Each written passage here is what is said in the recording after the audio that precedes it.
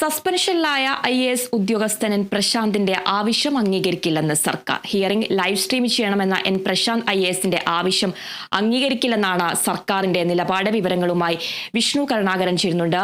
വിഷ്ണു, എന്താണ് ഈ സർക്കാർ പറയുന്നത്? അതുപോലെ തന്നെ ഈ എൻ പ്രശാന്ത് IASന്റെ ഇനിയുള്ള നീക്കങ്ങൾ, നിലപാടുകൾ എങ്ങനെയായിരിക്കും? അതിന് ഈ മാസം 16-നാണ് എൻ പ്രശാന്ത് IASനെ ഹിയറിംഗിനായി വിളിച്ചിരിക്കുന്നത്.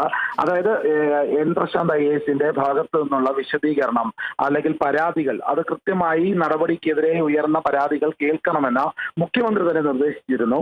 ഇതിന് പിന്നാലെയാണ് ചീഫ് സെക്രട്ടറി ശാരദാ മുരളീധരൻ ഈ ഹിയറിംഗിനായി ഒരു തീയതി പ്രഖ്യാപിച്ച് ഈ ഹിയറിംഗിന് നോട്ടീസ് നൽകിയിരുന്നത്. 16-ാം തീയതി ഹിയറിംഗിന് എത്താമെന്നായിരുന്നു രീതി. എന്നാൽ അതിൽ എൻ പ്രശാന്ത് ഇപ്പോൾ പ്രത്യേകിച്ച് ആവശ്യപ്പെടുന്നത് ഈ ഹിയറിംഗ് നടക്കുമ്പോൾ അത് റെക്കോർഡിംഗ് നടത്തണം, അതോടൊപ്പം തന്നെ ലൈവ് സ്ട്രീമിംഗ് നടത്തണമെന്നാണ്.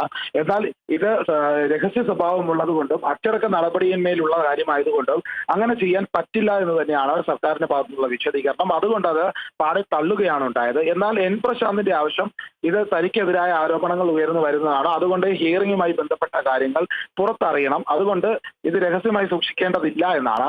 പക്ഷെ നിലവിൽ സർക്കാരിന്റെ ഒരു രീതി വെച്ചിട്ട് ഇതിനെ ഒരു തരത്തിലും ഇത് പുറത്തുവിടാൻ സാധിക്കില്ല. ലൈവ് സ്ട്രീമിങ്ങിനോ അല്ലെങ്കിൽ റെക്കോർഡിങ്ങിനോ വിധേയമാക്കാൻ സാധിക്കില്ല. ഇത് വളരെ രഹസ്യമായി വിശദീകരണം കേട്ട ശേഷം റിപ്പോർട്ട് സമർപ്പിക്കേണ്ട ഒരു സംഭവമാണ്.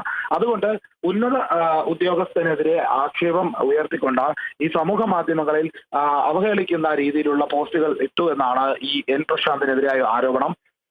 അതോടൊപ്പം തന്നെ ഇതിനെ ചോദ്യം ചെയ്തുകൊണ്ട് നടപടി സ്വീകരിച്ച ചീഫ് സെക്രട്ടറിക്ക് വിശദീകരണം ആവശ്യപ്പെട്ടുകൊണ്ട് വക്കീൽ നോട്ടീസ് അയച്ചത് എൻ പ്രശാന്ത് ആയിരുന്നു.